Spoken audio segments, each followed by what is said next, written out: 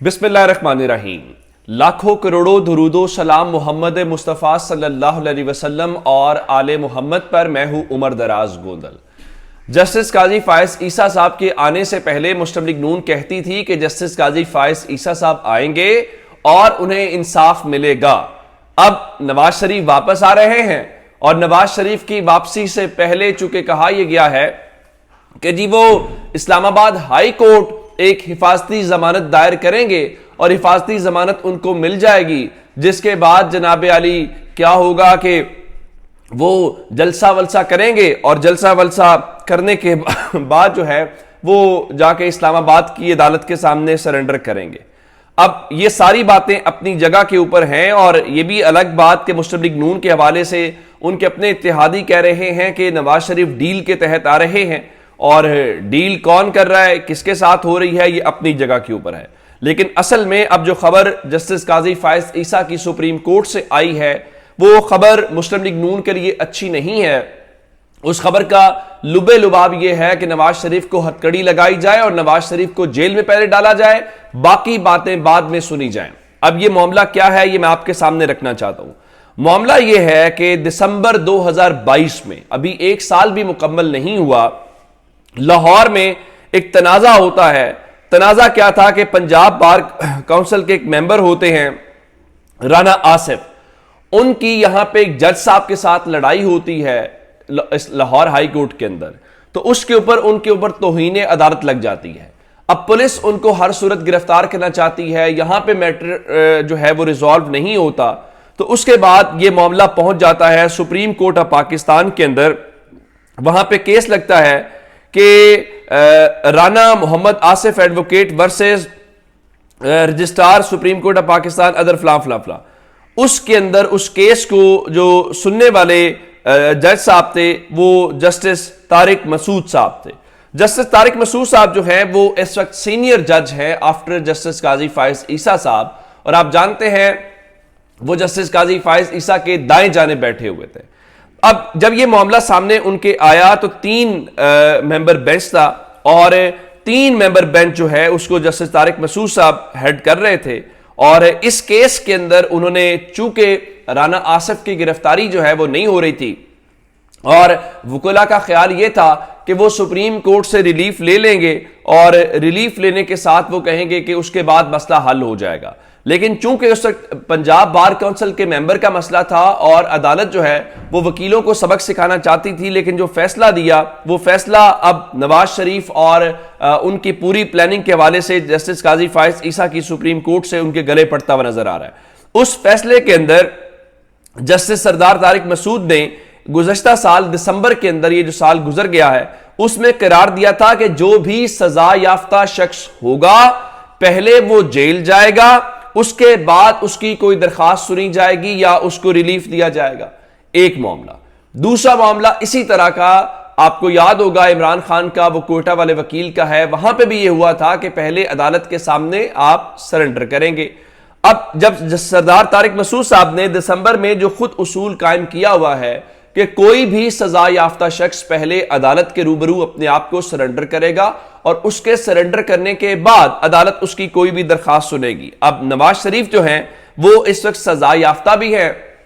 और वो अदालत के मफरूर भी हैं, तो क्या ये उसूल उनके ऊपर लागू किया जाएगा कि पहले वो अदालत के सामने अपने आप को सरेंडर करेंगे, उसके बाद उनकी कोई दरखास्त सुनी जाएगी, या फिर इस बार भी पाकिस्तान का निजाम इंसाफ जो है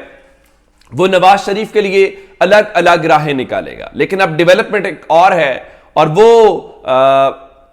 जो है देखें, इमरान खान तो जेल के अंदर हैं, उनके जो बहनोई हफीजुल्लाह न्याजी हैं उन्होंने कल बड़ी खतरनाक बातें की हैं और वो तो कह रहे हैं, इमरान खान कह रहे हैं कि देखें मेरी जान भी चली जाए तो मैं ये समझूंगा कि ये मुल्क के लिए मेरी कोई खिदमत है।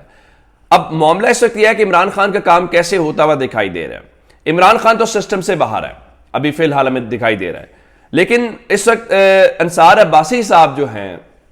और अंसार अब्बासी जो हैं वो कहां से खबर लेके आते हैं, किसकी आजकल जबान बोलते हैं, ये कोई अब दो राय नहीं है।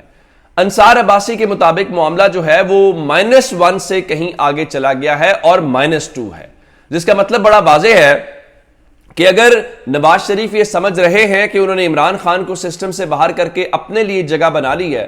اور اب نواز شریف کے لیے ستے خیرہ ہیں، تو یہ ان کی غلط فہمی ہے، اور اب لگتا یہ ہے کہ نواز شریف بھی اسی میں رگڑے جائیں گے، اور یہ ان کے لیے نہیں ہوگا وہ سائرہ بانو صاحبہ کے بقول کہ وہ رشتے والوں کو چھوٹی بہن پسند آ گئی ہے، تو اب آپ جو مرضی کر لیں، یہ جو سپریم کورٹ باقی معاملات ہیں اسی طرح سے آگے چلیں گے۔ نواز شریف جو ہے بتایا گیا جی مدینہ منورہ پہنچ گئے ہیں، بالکل ٹھیک بات ہے، اور مائنس والی باتیں دیکھ لیں گے چونکہ آج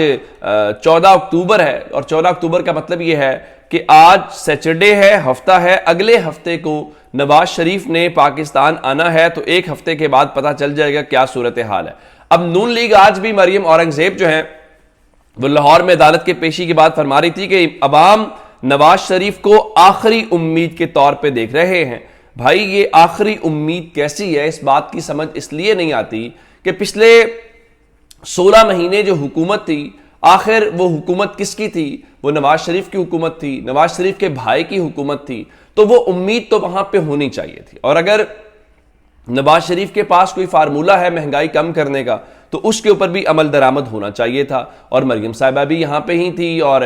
ان کے سمدھی ساگدار بھی تو اسی حکومت کے اندر تھے۔ اب مریم نواز شریف کو ہم نے بتایا تھا آپ کو کہ 16 تاریخ کو منڈے والے دن ان کو گورنمنٹ کالج یونیورسٹی جی سی کے اندر بلایا گیا ہے، جہاں پہ وہ نوجوانوں کو اس سلسلے میں لیکچر دیں گے۔ اب رفتار والوں نے اس کے اوپر باقاعدہ سٹوڈنٹس کا رد عمل لیا ہے، اور جو سٹوڈنٹس ہیں وہ اس بات کے اوپر حیران ہیں کہ آخر مریم نواز شریف نے ایسی کون سی لیڈرشپ دکھائی ہے جس کی بنیاد کے اوپر انہیں تعلیمی اداروں میں بلایا جا رہا ہے۔ اور وہاں کے سٹوڈنٹس تو کہہ رہے ہیں کہ ہم تو نہیں آئیں گے، ہم تو اس دن پھر کیونکہ انتظامیہ پھر زبردستی ہمیں بٹھا سکتی ہے تو ہم تو شاید یونیورسٹی بھی اس دن نہ آئیں۔ تو اب میرا خیال تو یہی ہے کہ جو کچھ شاہدرہ کے اندر ہوا ہے یا باقی جگہوں کے اوپر ہے، تو مریم نواز شریف جو ہیں وہ اوائڈ کریں گی وہاں پہ جانے میں، اور ان کو جانے میں ایک ایسے ادارے میں جہاں پہ وہ جائیں اور کوئی ہلڑ بازی ہو یا لوگ سوال کرے یا اسٹوڈنٹس کو زبردستی بٹھایا جائے، یہ کوئی مناسب بات نہیں۔ ہاں میڈیا کو الاؤ کریں، میڈیا کو الاؤ کرنے کے علاوہ وہاں پہ ایک اور کام کریں، اور وہ یہ ہے کہ موقع دیں لوگوں کو اوپن سوال کرنے کا، جس سے اندازہ ہو پائے گا کہ آخر یہ صورتحال کس طرف جاتی ہے یا کیا معاملہ رخ اختیار کرتا ہے۔ ایک جانب تو یہ ہے کہ مریم نواز شریف جو ہیں، حالانکہ ان کے بھی تو کیسز ہیں، ان کے بھی تو معاملات ہیں، ان کے لیے تعلیمی اداروں میں ریڈ کارپٹ بچھایا جائے گا۔ دوسری جانب پاکستان تحریک انصاف کے رہنما صاحبزادہ گزین عباسی ہیں بہاولپور سے، انہوں نے جناب علی ایک بار پھر ایک یہ سابق رکن پنجاب اسمبلی ہیں، انہوں نے پارٹی چھوڑنے کا اعلان کر دیا ہے، اور وہی پیٹرن ہے، اور پیٹرن بڑا سیدھا سادہ ہے کہ تحریک انصاف سے انہوں نے علیحدگی کا اعلان کر دیا ہے، اور 9 مئی کے واقعات کی انہوں نے مذمت کر دی ہے۔ انہوں نے کہا جی قیام پاکستان اور استحکام پاکستان میں میرے آباء و اجداد کا تاریخی کردار ہے، اور میں پاک فوج کی دل سے قدر جو ہے وہ کرتا ہوں۔ تو اس طرح سے اب وہ الگ تو ہو گئے ہیں، اور الگ ہونے کا مطلب یہ ہے کہ ان کے سارے گناہ جو اس اعلان سے پہلے گناہ تھے، اب وہ گناہ سارے ان کے دھل گئے ہیں، اور ان کو اس حوالے سے معافی مل گئی، بالکل ٹھیک ہے۔ اچھا ایک خبر الیکشن کمیشن آف پاکستان سے ہے۔ الیکشن کمیشن آف پاکستان نے سابق جنرل مشرف کی جو سیاسی جماعت آل پاکستان مسلم لیگ ہے وہ ختم کر دی ہے، اس کو تحلیل کر دی ہے۔ بتایا گیا ہے کہ پارٹی کا کوئی عہدیدار ہے اور نہ ہی اس کا وجود ہے، کسی نے اکاؤنٹس کی تفصیلات بھی نہیں دی، اور اب کوئی بھی جو انتخابی نشان عقاب ہے وہ لینا چاہے تو وہ لے سکتا ہے۔ تو یوں الیکشن کمیشن آف پاکستان نے پاکستان مسلم لیگ آل پاکستان مسلم لیگ کو اپنی لسٹ سے ڈی لسٹ کر دیا ہے، یعنی اب وہ کاغذوں کے اندر پاکستان الیکشن کمیشن کے اندر کوئی رجسٹرڈ جماعت نہیں ہے۔ میرے خیال سے استحکام پاکستان پارٹی آج کل انتخابی نشان بلا لینا چاہتی ہے، وہ چاہے تو عقاب کا استعمال کر سکتی ہے۔ اپنا بہت سا خیال رکھیے گا، خدا حافظ۔